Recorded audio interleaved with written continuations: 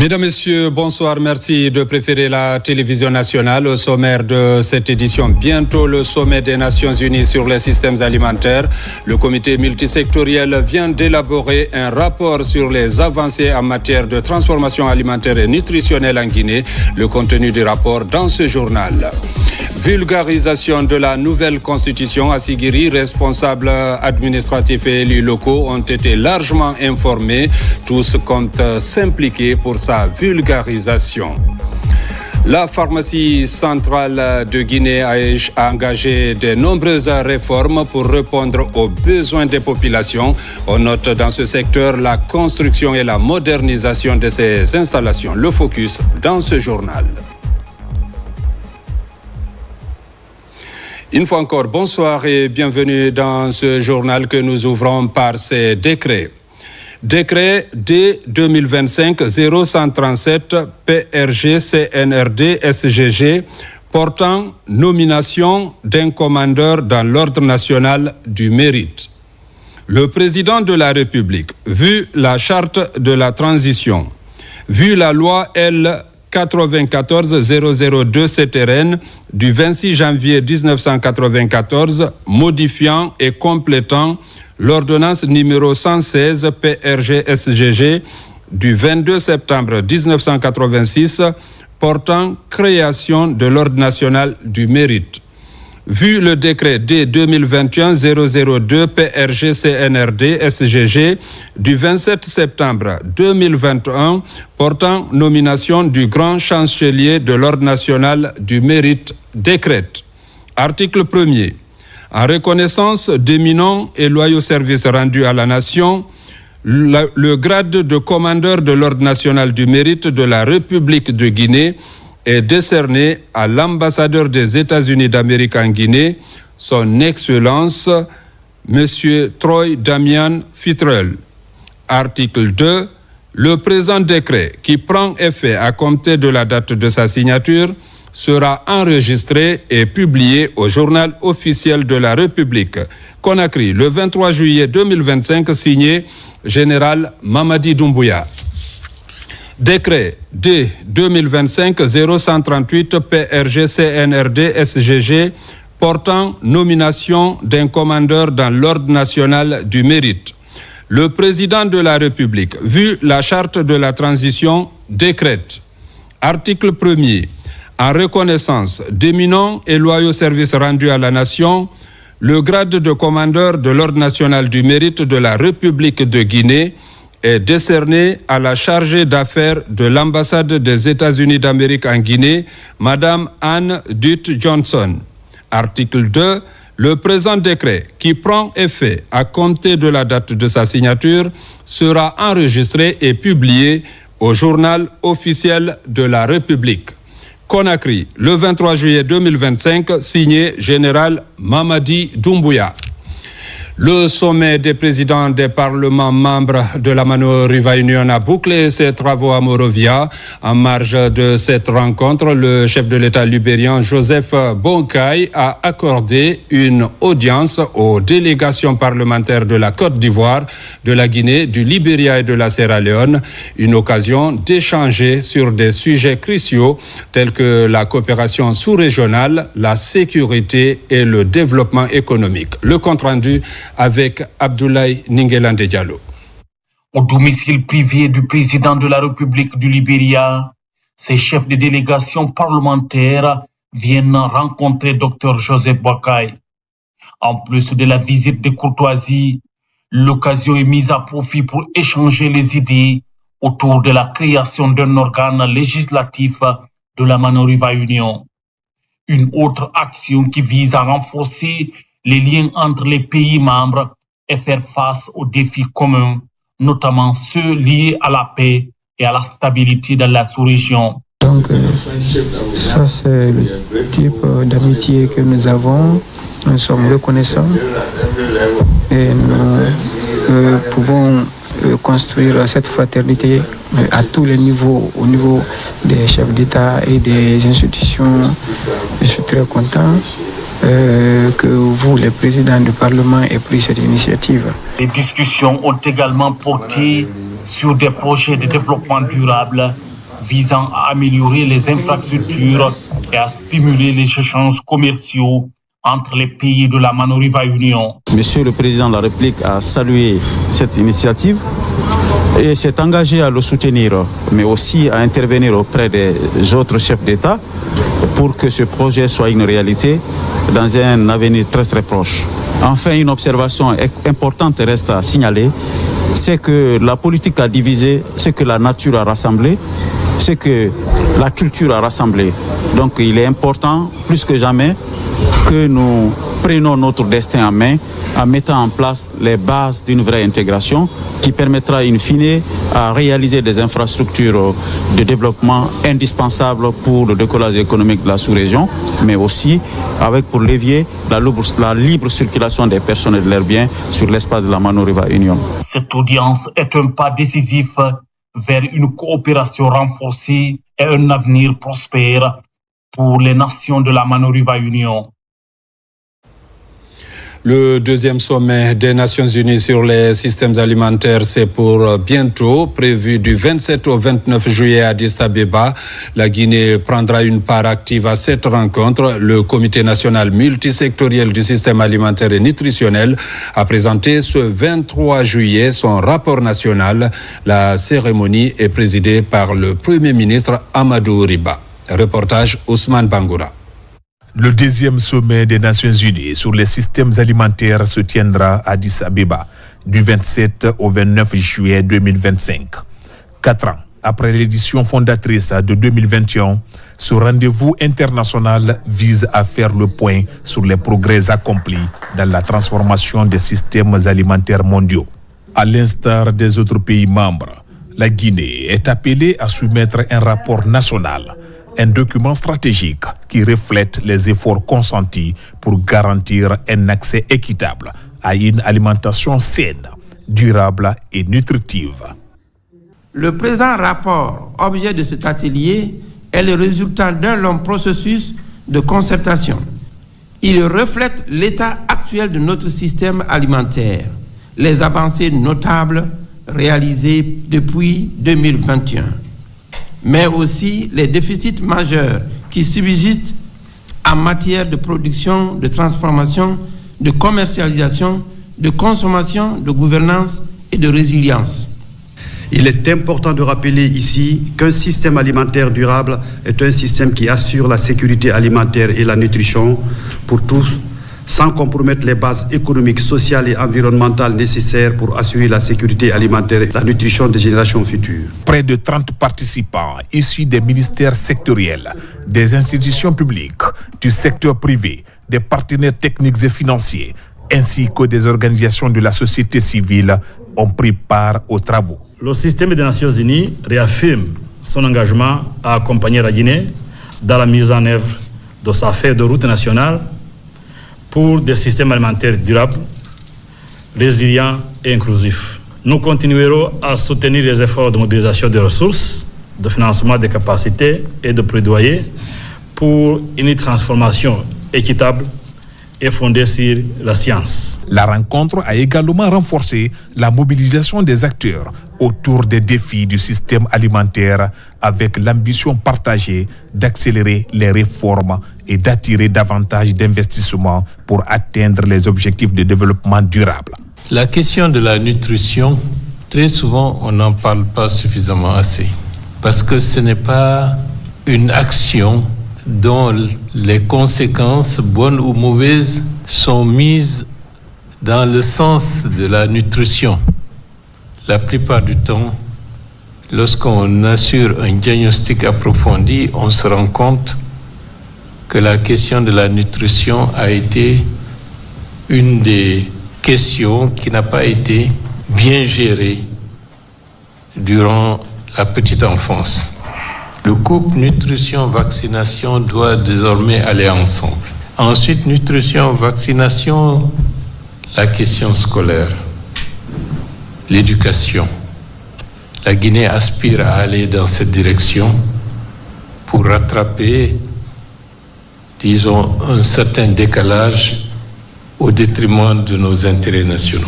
Un rapport enrichi, des engagements consolidés et une dynamique inclusive saluée par l'ensemble des participants. La Guinée se prépare ainsi à porter sa voix au sommet avec un document qui reflète les réalités nationales. Addis Abeba servira de nouvelles étapes vers des systèmes alimentaires plus durables et plus résilients. Les commissaires de la Haute Autorité de la Communication sont à l'intérieur du pays. Ils échangent avec les médias locaux sur la convention collective. Des explications sont données aussi aux journalistes et techniciens sur les avantages liés à la carte de presse et de l'organe d'autorégulation. Sarafdine Diallo et Nabila Kamara. La Haute Autorité de la Communication a rencontré les professionnels de médias à la baie dans le cadre d'un échange franc et professionnel. Au cours de discussions, la convention collective, l'autorégulation des secteurs et les responsabilités des médias.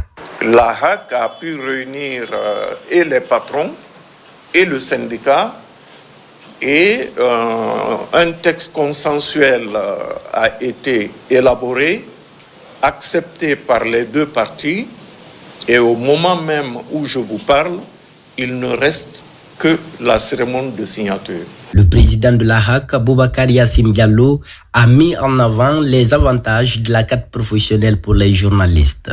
Il a aussi insisté sur la nécessité du professionnalisme dans le traitement de l'information et appelé les médias à contribuer activement à la paix et au vivre ensemble. Autant la convention collective vient régler un certain nombre de préoccupations, mais elle est exigeante, et de la part des patrons, et de la part des employés. Parce qu'une convention collective, elle n'est faite que pour les journalistes et les techniciens des médias. Au nom des journalistes, la directrice régionale de l'information et de la communication a salué cette initiative qu'elle qualifie de bénéfique pour la corporation. Nous nous engageons à poursuivre cette démarche qui, pour le moment, en tout cas, nous espérons que c'est une bonne démarche. Donc, nous allons continuer à identifier ces journalistes-là et les entretenir et chaque fois les ramener à la raison et les conseiller pour qu'ils fassent en tout cas leur travail en toute responsabilité. Autre message fort, le président de la HAC a demandé au Web TV de s'abstenir de couvrir les manifestations publiques. La visite s'est achevée par une descente sur le chantier du futur siège régional de l'institution à la baie. Une mission d'évaluation des besoins électoraux de l'Union africaine séjourne actuellement à Conakry. Ces experts des questions électorales vont passer au peigne fin l'ensemble des besoins de la Guinée pour la bonne tenue des futures élections. Reportage Amadou Touré, Abdul Razak Souma. C'est une mission de l'Union africaine relative à l'évaluation des besoins électoraux de la Guinée qui est reçue par le ministre de l'Administration du territoire et de la décentralisation. Elle intervient à une étape importante du processus où depuis près de 2 ans, le gouvernement guinéen, à travers la volonté politique affichée par le président de la République, le général d'armée Mamadi Doumbouya, a engagé de nombreux chantiers très avancés dans les préparatifs d'un retour rapide à l'ordre constitutionnel. Nous allons voir comment trouver des réponses à vos différentes sollicitations pour vous accompagner dans vos efforts, les efforts des autorités et du peuple guinéen pour faciliter justement ce processus en cours. Mais avant cela, Monsieur le ministre, je voudrais porter ce message de félicitations. De félicitations pour tout ce qui a été déjà fait à ce jour. La préparation de l'avant-projet de constitution a été une étape importante qui permettra d'ici peu de mobiliser l'opinion nationale à pouvoir s'exprimer sur cet avant-projet de constitution, ce qui ouvrira la voie aux autres étapes qui suivront pour permettre à la République de Guinée d'avancer résolument dans la voie qu'elle s'est tracée pour le renforcement de la démocratie et le renforcement, par conséquent, de la paix. La démarche intervient également pendant que la Guinée se dirige vers la tenue du référendum constitutionnel suite à l'élaboration d'un avant-projet de la nouvelle constitution qui sera soumis au vote le 21 septembre prochain. Évaluer les besoins, c'est pour nous apporter, n'est-ce pas, des aides, mais nous sommes déjà à une vitesse de croisière grâce à la volonté politique de son Excellence, Monsieur le Président de la République. Et si, alors, on nous apporte aussi de l'assistance, c'est pas mauvais, on a besoin, parce que nous voulons partir vite. Le Président tient à ce que ces élections-là se tiennent dans le courant de 2025. Pendant leur séjour à Conakry, ces experts de l'Union africaine et les cadres du ministère de l'administration du territoire et de la décentralisation vont passer au peigne fin l'ensemble des domaines d'intervention de l'organisation continentale dans un cadre de renforcement de capacités opérationnelles dans le sens de la réussite de l'organisation des futures échéances électorales. Dans le cadre de la vulgarisation du projet de nouvelle constitution à Siguiri, les échanges ont eu lieu à la Maison des Jeunes où des détails ont été apportés sur divers points importants du document. Les responsables administratifs et élus locaux se sont ensuite engagés pour sa vulgarisation. Reportage Tierno Ousmane Diallo. Après l'étape de Kankanville, la délégation gouvernementale venue pour lancer les opérations de vulgarisation du projet de nouvelle constitution en Haute-Guinée est à Siguiri. À la Maison des Jeunes, le ministre des Affaires étrangères a, au nom des membres du gouvernement, salué l'importante mobilisation des populations. Il y a 3 mois, nous étions ici chez vous pour parler de paix et d'engagement. Vous nous avez reçus avec vigueur, avec dynamisme, avec fraternité. Et nous parlions de recensement à ce moment-là. Nous vous avions demandé de vous mobiliser pour vous recenser. Siguiri vient de répondre à cet appel du gouvernement guinéen, à cet appel du chef de l'État, Son Excellence le général Mamadi Doumbouya. Vous êtes premier dans le recensement national. On nous a dit que personne ne se recenserait à Siguiri parce que vous êtes dans les mines, parce que vous n'êtes pas occupé à faire autre chose que cela.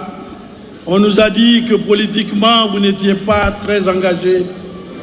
Vous venez de prouver le contraire. Vous êtes premier de la Guinée. Relativement au projet de nouvelle constitution, la délégation gouvernementale a expliqué à la population de Siguiri ce que représente le document pour la Guinée et les éléments nouveaux intégrés avant de procéder à sa remise aux autorités locales et appeler à sa large vulgarisation. La spécificité guinéenne est dans ce projet. La famille, ici, le respect des enfants pour leurs parents et leurs collatéraux, c'est ici. La responsabilité des parents de protéger, de nourrir, de soigner et de faire éduquer leurs enfants, c'est ici. Mais je vous ai bien dit que ce projet n'est pas du président, mais il y a une idée. Puisque lui aussi, il est guinéen, il y a une idée qu'il a présentée aussi en disant « Écoutez, moi aussi je propose quelque chose. Il y a une idée. Vous devez le savoir. Les doyens qui sont là, qui sont allés à l'école, leurs parents n'ont pas payé un sou. Notre génération, ceux qui sont venus avant nous, nos parents n'ont rien payé pour nous mettre à l'école. Nos cahiers, nos craies, nos bâtonnets, nos sacs, c'est l'école qui donnait, ce n'était pas l'école, c'était l'État guinéen qui le donnait, le jeune État guinéen. Cela a été fait quand la Guinée était sous sanction par les colonialistes qui n'étaient pas contents qu'on se soit libéré. Et l'idée du président, c'est de dire au moins, j'ai besoin d'une chose, je veux que vous mettiez ça. Que la charge de l'éducation scolaire des enfants soit à entièrement dévolue à l'État guinéen. Désormais, si vous adoptez cela, les enfants iront à l'école gratuitement. Mais le mot gratuitement ne marche pas. Il n'y a rien de gratuit. Vos enfants iront à l'école à la charge de l'État guinéen. Ça, c'est une grande avancée. Nos citoyens se réjouissent aujourd'hui en face de ce projet de nouvelle constitution sociale. Cette nouvelle constitution prévoit la protection du domicile, la sacralité de la vie humaine. Plus, elle prévoit le droit à la santé, à l'éducation. Voilà pourquoi les citoyens de Sigiri attendent impatiemment le 21 septembre 2025 pour voter oui à la nouvelle constitution. Après la rencontre à la Maison des Jeunes, la délégation gouvernementale a échangé avec les sages de la préfecture de Sigiri chez le Sotikemo et procédé là également à la remise du projet de nouvelle constitution. La campagne de vulgarisation et de sensibilisation sur le projet de nouvelle constitution se poursuit à travers le pays. À l'Abbé, la délégation ministérielle a rencontré les conseils de quartier, les imams et le grand calife du Fouta Djallon pour leur expliquer le contenu de ce document fondamental en vue de faciliter la compréhension des textes avant le référendum. Abdul Aziz Baldé. Les ministres Elhadji Kairaba Kaba, Jean-Paul Sedi, Mori Kondé et Moussa Moïse Silla poursuivent leur séjour dans la préfecture de l'Abbé. Ce mardi, ils ont rencontré les 28 chefs de quartier qui composent la ville, les imams et les sages.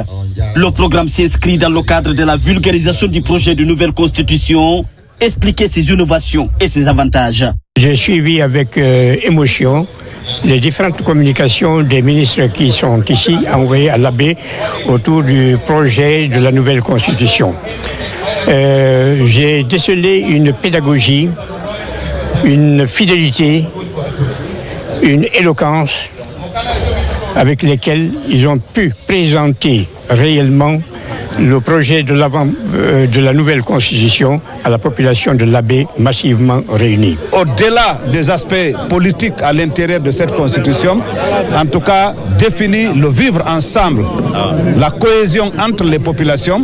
Elle définit en tout cas tout ce qui est lié au développement socio-économique de notre pays.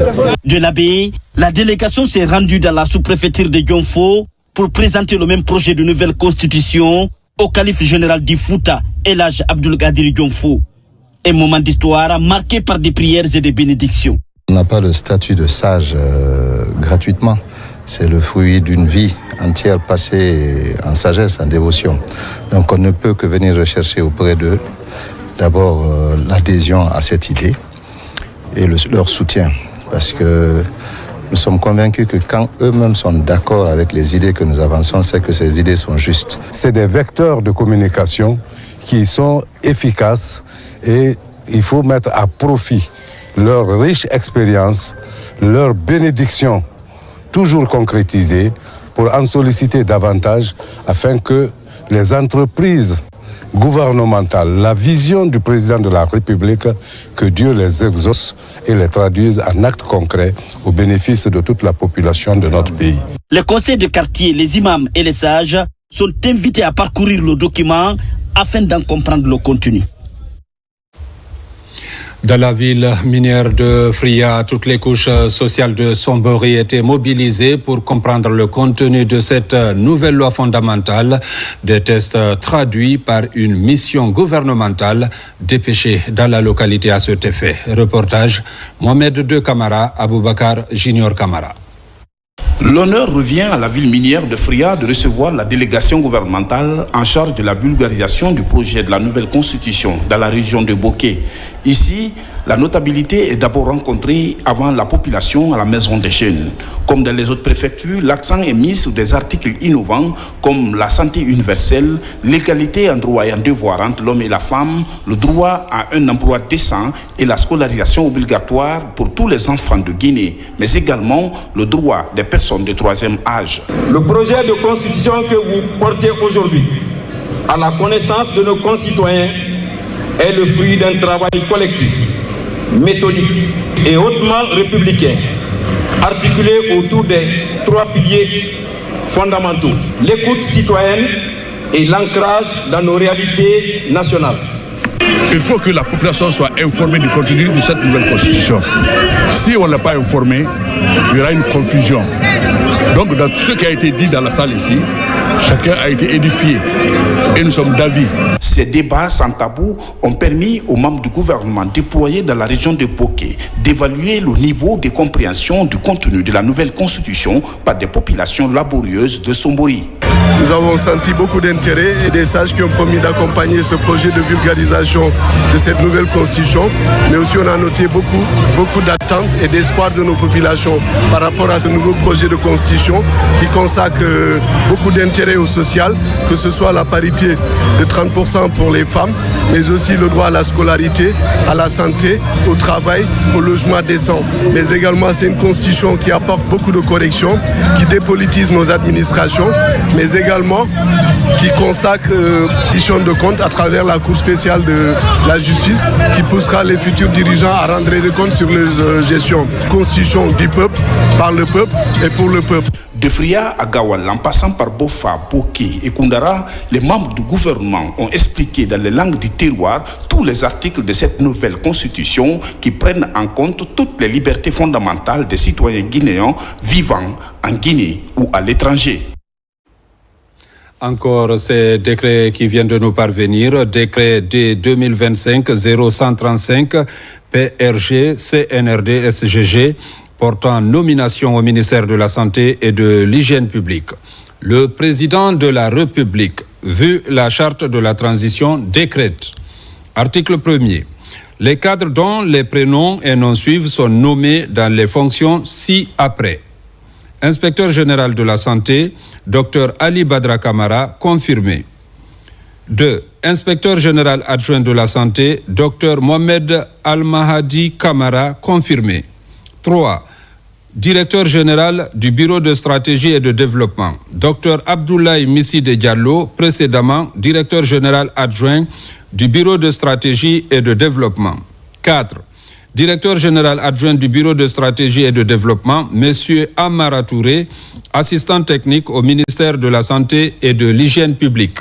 5. Directeur général de la pharmacie centrale de Guinée, Dr Labila Sagno, confirmé. 6. Directeur général adjoint de la pharmacie centrale de Guinée, Dr Adama Bakari Keita, confirmé. 7.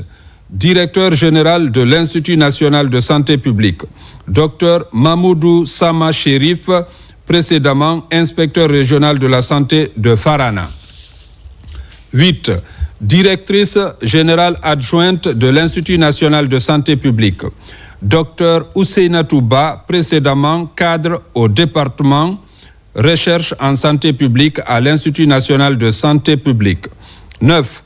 Directeur général de l'Agence nationale de sécurité sanitaire, Dr Sori Kondé, précédemment directeur général par intérim de l'Agence nationale de sécurité sanitaire.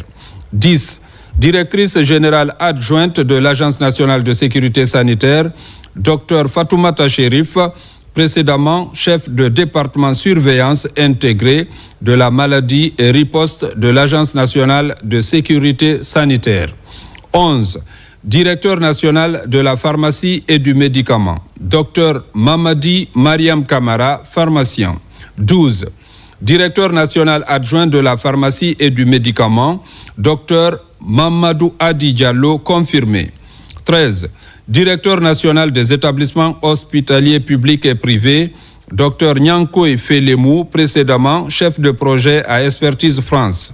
14. Directeur national adjoint des établissements hospitaliers publics et privés, Dr Fodé Badra Conté, confirmé. 15. Directeur national de l'hygiène publique, professeur Fodé Bangali Sako, précédemment directeur national de l'épidémiologie et de la lutte contre la maladie. 16. Directeur national adjoint de l'hygiène publique, Dr Foromo Guilavogui, précédemment chef de l'unité de prise en charge au programme national de lutte contre le sida et les hépatites PNLSH. 17. Directrice nationale de la santé communautaire et de la médecine traditionnelle, Dr Makoni Donzo, précédemment directrice nationale adjointe de la santé communautaire et de la médecine traditionnelle. 18. Directeur national adjoint de la santé communautaire et de la médecine traditionnelle, Dr Abdoulaye Sow, précédemment directeur exécutif de l'ONG Fraternité médicale Guinée FMG. 19. Directrice nationale de la santé familiale et de la nutrition, Dr Diéné Fadima Kaba, confirmé. 20. Directeur national adjoint de la santé familiale et de la nutrition, Dr Chana Baldé Sako, précédemment spécialiste santé humaine, unité de coordination du programme régional de sécurité sanitaire en Afrique de l'Ouest et du Centre, financement Banque mondiale. 21. Directeur national de l'épidémiologie et de la lutte contre la maladie, Dr Gassim Sissé, expert en santé publique et en immunisation. 22. Directeur national adjoint de l'épidémiologie et de la lutte contre la maladie, Dr Enogo Kwevogi, confirmé. 23. Directeur national des laboratoires, professeur Mandiou Diakité, confirmé. 24. Directeur national adjoint des laboratoires, Dr Alpha Amadouba, pharmacien. Article 2. Le présent décret qui abroge toute disposition antérieure contraire prend effet à compter de la date de sa signature et sera enregistré et publié au Journal officiel de la République, Conakry, le 23 juillet 2025, signé Général Mamadi Doumbouya. Décret D 2025-0136 PRG CNRD SGG portant nomination d'un commandeur de l'Ordre national du mérite. Le président de la République, vu la charte de la transition, décrète. Article 1er. En reconnaissance d'éminents et loyaux services rendus à la nation, le grade de commandeur de l'Ordre national du mérite de la République de Guinée est décerné à l'ambassadeur de la République populaire de Chine en Guinée, son Excellence M. Ouangwe. Article 2.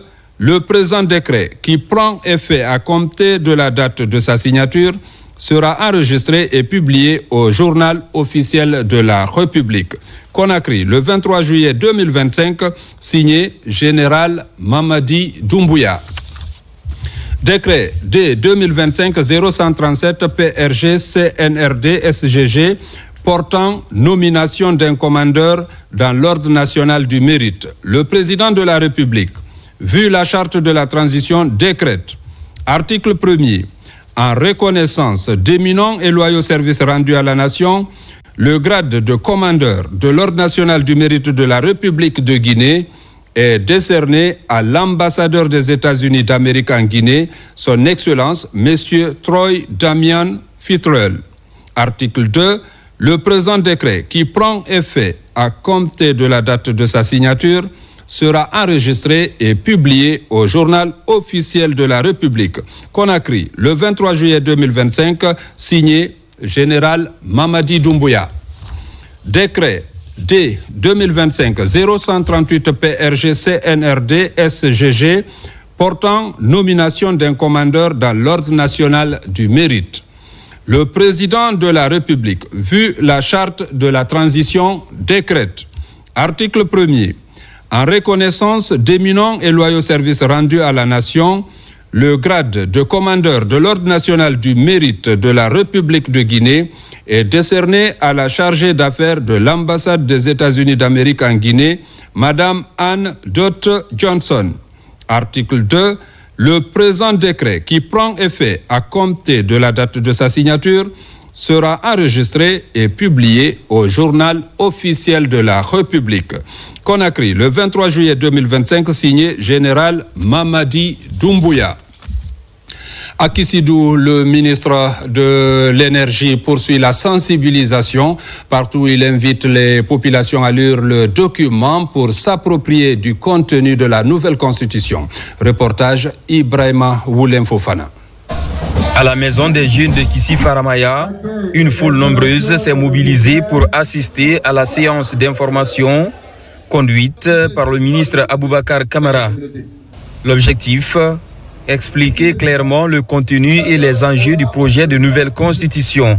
Notre objectif, c'est de permettre aujourd'hui aux responsables locaux de s'en approprier afin d'aller vers les communautés pour vulgariser, pour expliquer le contenu. Les autorités locales, convaincues par la démarche et la clarté du message, se sont engagées à relayer l'information au plus près des communautés. Dès son départ, je vais programmer une tournée dans les sous-préfectures pour dire à la population locale que la Constitution là nous appartient tous. Le ministre a, par ailleurs, insisté sur la responsabilité des leaders locaux dans l'animation de la sensibilisation. Il a appelé à leur pleine implication afin d'encourager une appropriation citoyenne du texte. Concernant Kisdougou, nous n'avons aucun doute que l'ensemble des autorités travaillera pour que la diffusion et la vulgarisation de cette constitution se fassent dans les conditions souhaitées. Enfin, Aboubakar Kamara a lancé un appel à la paix, à la cohésion sociale et à l'unité nationale, des conditions jugées essentielles pour mener à bien toute réforme institutionnelle durable. Constitution toujours, les ministres Bounasila des Mines et Ismaël Nabé du Plan, ainsi que les cadres ressortissants sont à Dinguiraï. La démarche vise à renforcer la compréhension populaire du projet de nouvelle constitution. Reportage ça, Martin Fancinadouno. Dinguiraï, une zone stratégique à la fois sur les plans miniers, historiques et culturels, accueille l'émissaire du gouvernement. Les ministres Bounasila des Mines et de la Géologie et Ismaël Nabé du Plan et de la Coopération internationale sont d'abord reçus par le conseiller personnel du président de la République à sa résidence, lui-même fils du terroir. Après un entretien bref mais instructif, les ministres et les autres cadres ressortissants rencontrent les populations de toutes les couches sociales et professionnelles pour les informer et les sensibiliser de manière claire et inclusive sur les enjeux du projet de nouvelle constitution pour une meilleure appréhension de son contenu, tout en liant ces projets constitutionnels aux questions concrètes de développement local. L'image du président de la République ne doit pas être associée à cet exercice. C'est comment expliquer cette constitution et avec l'ensemble des innovations à nos concitoyennes et concitoyens pour que chacun se l'approprie et que le 21 septembre, que chacun puisse voter en toute connaissance de cause. Ce n'est pas une constitution pour le gouvernement ou contre le gouvernement, c'est une constitution pour le peuple de Guinée. Et comme il a été si bien dit, c'est une constitution qui nous rassemble et qui nous ressemble. Ce sont des sciences d'information publique sur les droits fondamentaux inscrits dans le projet constitutionnel et les autres innovations auxquelles la délégation s'est attelée en langue du terroir. Un véritable dialogue axé sur la justice sociale, la décentralisation, la séparation des pouvoirs, la création du Sénat, la représentation des zones rurales et la participation citoyenne inclusive. Aujourd'hui, promouvoir le développement d'un pays, on ne peut pas s'en passer des femmes. Donc c'est dire que désormais dans la nouvelle constitution, les préoccupations des femmes sont prises en compte à travers l'éducation, la santé, amener les enfants à l'école à partir de 5 ans jusqu'à 16 ans, 17 ans, c'est dire que c'est une innovation. La projection a été faite, tous les articles pertinents de la nouvelle constitution, notamment en ce qui concerne les innovations, en ce qui concerne les avancées qui n'étaient pas dans les constitutions précédentes, ont été présentés. Les ministres Bounasila et Ismaël Nabé et le conseiller personnel du président de la République et leur suite ont prié à la mosquée et la Jumarta de cette cité islamique. Des moments forts pour appeler à la cohésion sociale, à la paix et aussi exhorter les religieux à s'impliquer dans la vulgarisation du contenu de ce projet de nouvelle constitution. Les préfectures de Massanta et de Guékédou viennent d'abriter des séances de sensibilisation et d'information sur le projet de nouvelle constitution. L'objectif principal de cette démarche est de faire connaître le contenu du texte à l'ensemble des citoyens. La mission est conduite par le ministre du Travail et de la Fonction publique, Faya François Bourneau. Faire une large diffusion du contenu du projet de nouvelle constitution avant le référendum référendum sur toute l'étendue du territoire national. Telle est la mission assignée aux membres du gouvernement selon la loi 012 CNT 2025 dans son article 18.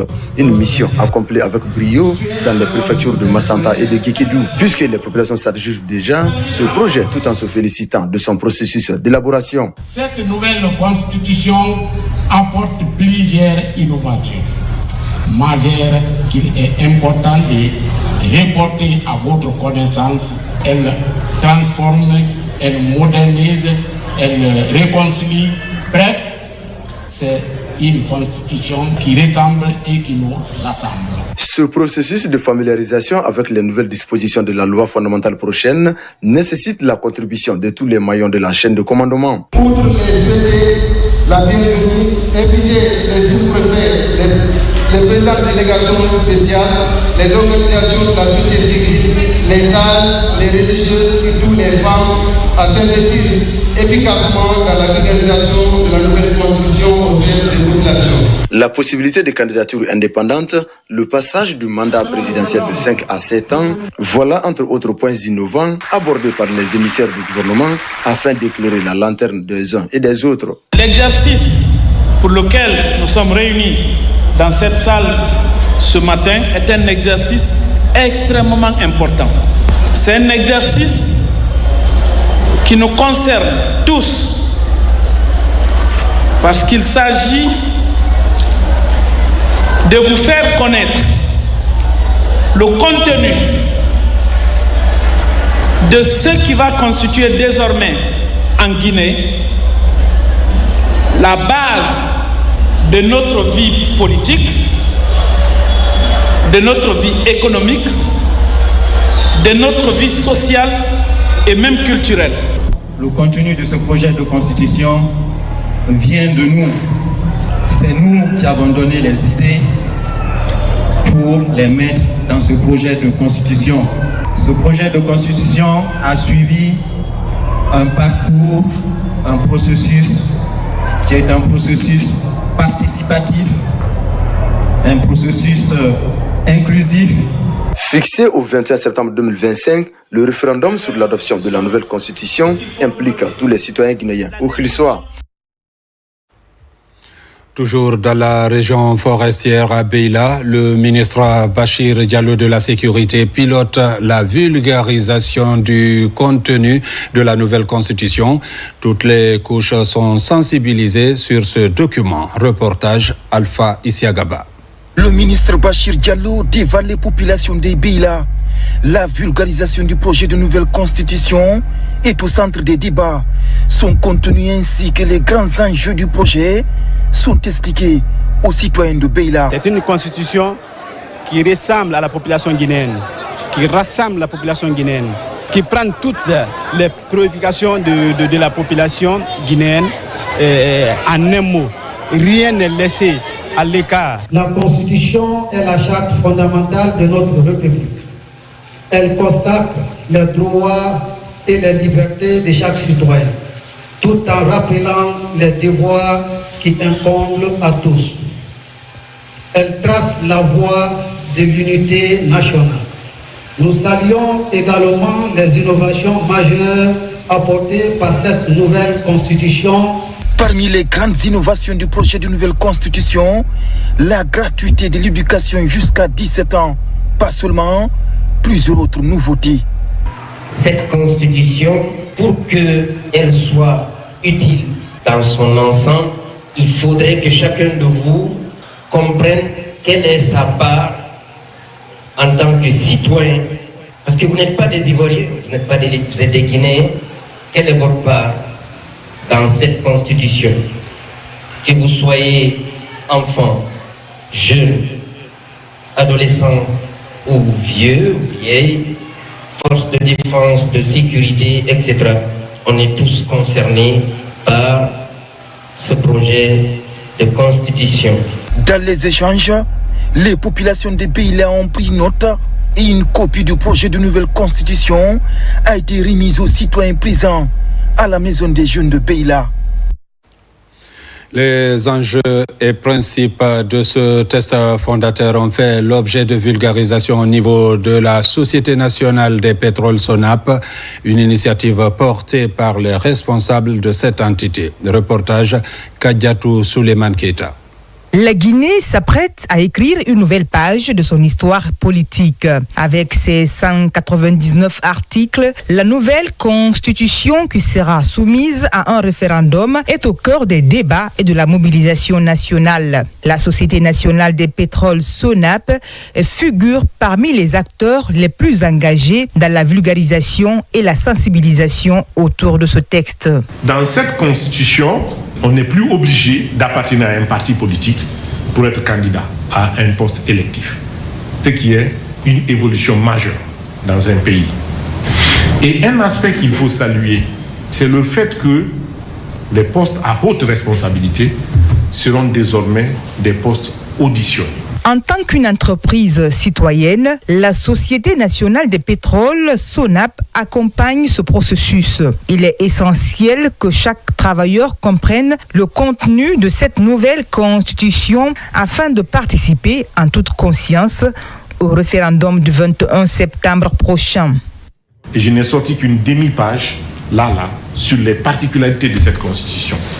Si chacun lit, j'aurai 10 pages parce que j'aurai encore plus d'informations que je n'ai pas notées, que vous pouvez me remonter.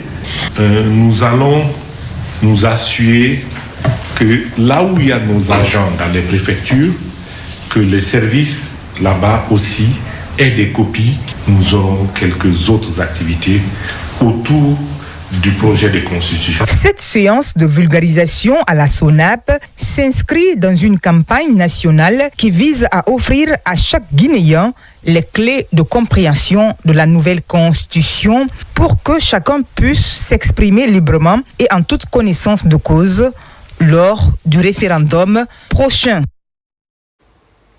À Eramakono, c'est dans la commune de Matam. Le porte-à-porte est entamé par le mouvement dénommé SOMAG pour expliquer aux citoyens le bien fondé du nouveau test fondamental visant non seulement à améliorer les conditions de vie et de travail de la population, mais aussi prendre en compte l'essentiel de ses préoccupations. Reportage Bakary Bambakonde.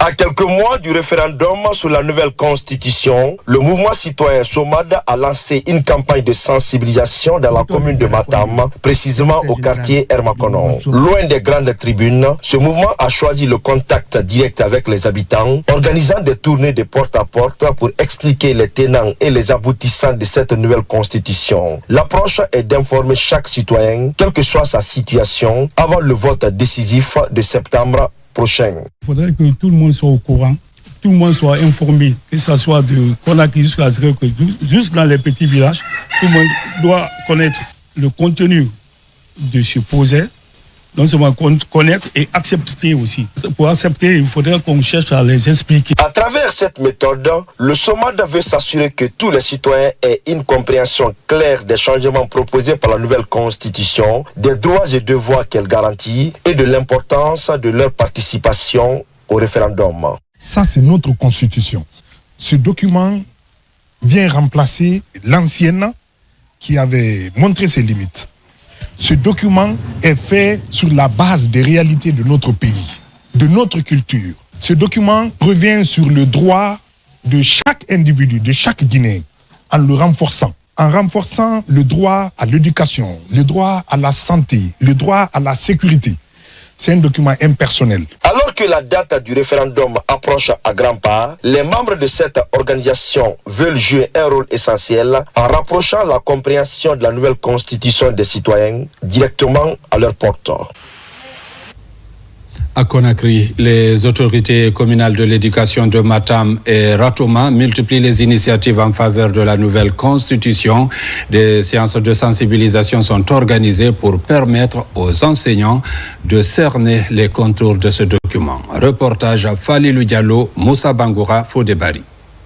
C'est une forte mobilisation des enseignants des différentes concessions scolaires de la commune de Matam. Ce 1er mars, Ils sont venus s'abreuver du contenu de la nouvelle constitution. Dans cet exercice, la gratuité de l'éducation et la prise en charge sanitaire des enseignants ont été longuement abordées.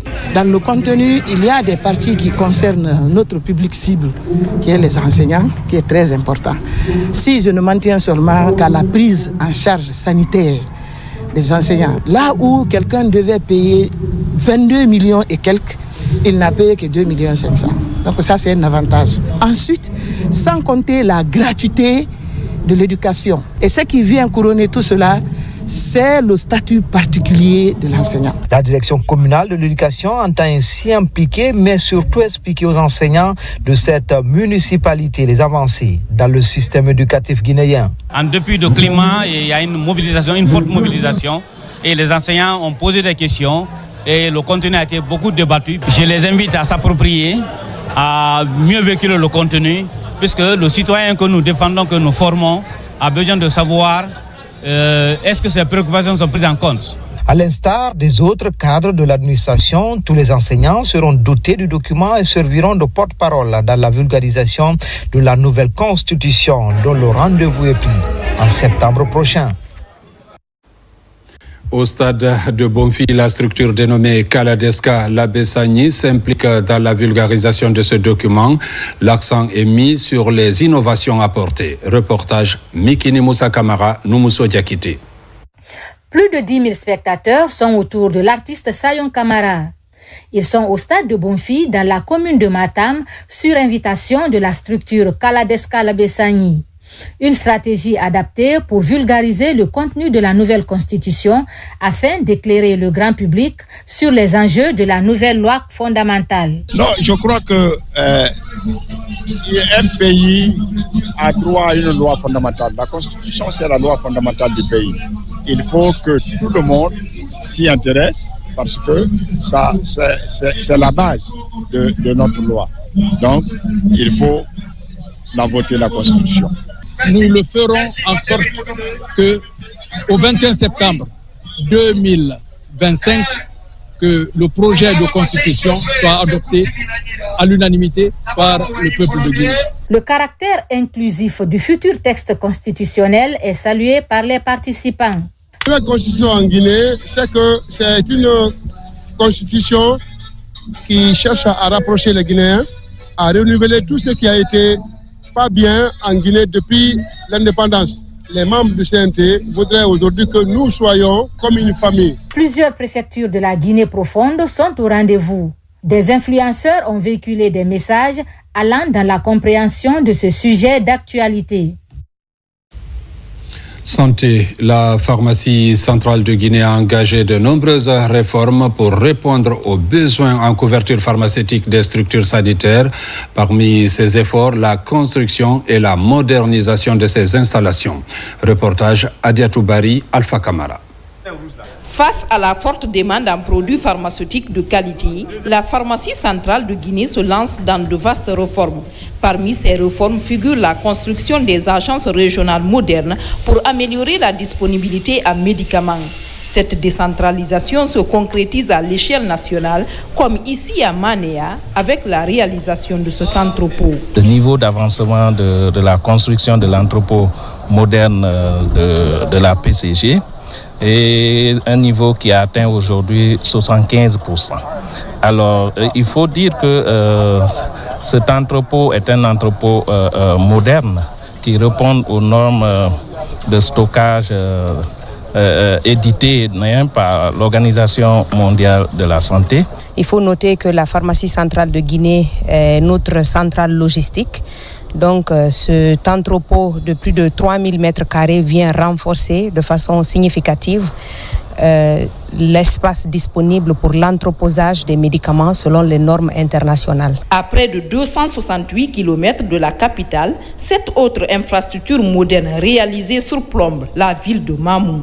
Il s'agit de l'agence régionale de la centrale pharmaceutique qui vient répondre à un besoin, mettre les médicaments essentiels à la portée des communautés du monde rural. Réalisée à hauteur de 14 milliards de francs guinéens, l'agence dispose d'un espace de stockage de 1000 m² et des logements du personnel. C'est une structure moderne, toute moderne. Moi, personnellement, la chef d'agence, j'ai mon logement ici. Toute la commodité est là. Mon équipement, ils sont tous aussi logés ici. Tout marche en merveille. Il y a le courant, il y a l'eau, il y a tout. Dès que les besoins seront là, quand les structures publiques ou privées vont émettre les bons de commande, ils nous déposent. On traite à l'immédiat et on se met à la tâche pour la distribution. Cette agence régionale va être le point d'approvisionnement en produits de santé des centres hospitaliers de 3 préfectures. Avant l'installation de ce dépôt de PCG à Mamou, on parcourait de longues distances pour avoir des médicaments. Quand on fait la commande, imaginez qu'il fallait partir à Conakry. Et nous ne sommes pas la seule structure qui commandait à Conakry, donc il nous fallait 1, 2, voire même 2 fois 5 jours pour que nous puissions avoir nos médicaments. Donc ça a impacté un peu la prise en charge. Mais qu'aujourd'hui, nous avons une PCG ici, c'est à 10 minutes de l'hôpital. La même politique de réalisation d'ouvrages se poursuit dans les régions administratives de Zérékoré, Boké et le siège central situé à Conakry. À côté de ces réformes, la pharmacie centrale de Guinée s'est dotée d'engins roulants performants pour assurer la distribution en continu des produits de santé partout en Guinée. Intéressons-nous à l'environnement. Deuxième campagne de reboisement du Lions Club de Guinée dans la forêt de Dabompa après celle de 2022. Une forêt qui se trouve aujourd'hui morcelée et envahie par des personnes exerçant des activités qui affectent la survie de la forêt. Reportage Abdul Karim Kamara. La forêt classée de Dabompa compte en son sein 7 espèces locales et 8 autres exotiques. Avec une dizaine d'hectares au départ, celle-ci se retrouve aujourd'hui avec 8 hectares et demi à cause de l'action anthropique. Ici, les membres du Lions Club de Guinée arrivent dans les entrailles de ce patrimoine pour un reboisement afin de sauver ce qui peut l'être. En 1954, c'est le gouverneur de l'AOF qui a classé cette forêt-là. Avant, on disait forêt de Kaloum. Ça a commencé de Kisoso jusqu'à Dabompa ici. Des fois, on envoie les élèves ici, on les explique le rôle de la forêt. Le message que je lance à tout bon Guinéen, c'est de protéger les forêts. Parce que la forêt a une importance capitale. Guidé par ses conservateurs de la nature, le Lions Club déploie ses hommes pour la mise en terre de 1000 plants. 3 espèces sont concernées par cette campagne de reboisement, à savoir le terminalia, le mélina et l'acajou. Par le biais de tous les clubs de Guinée, les Lions de Guinée se sont mobilisés pour apporter leur appui à la protection de l'environnement. Nous voyons que cette forêt est menacée, elle est en voie de dégradation avancée. Nous avons vu vraiment qu'il y a beaucoup à faire, raison pour laquelle nous sommes venus apporter notre appui. Le Lions Club de Guinée est à sa 2e campagne de reboisement dans cette forêt de Dabompa, après celle de 2022. Et une sensibilisation pour conscientiser les riverains est aussi. Mesdames, Messieurs, c'est la fin de cette édition. Merci à vous qui nous suivez à Yomo comme partout ailleurs dans le monde. Bonne suite de programmes sur la télévision nationale.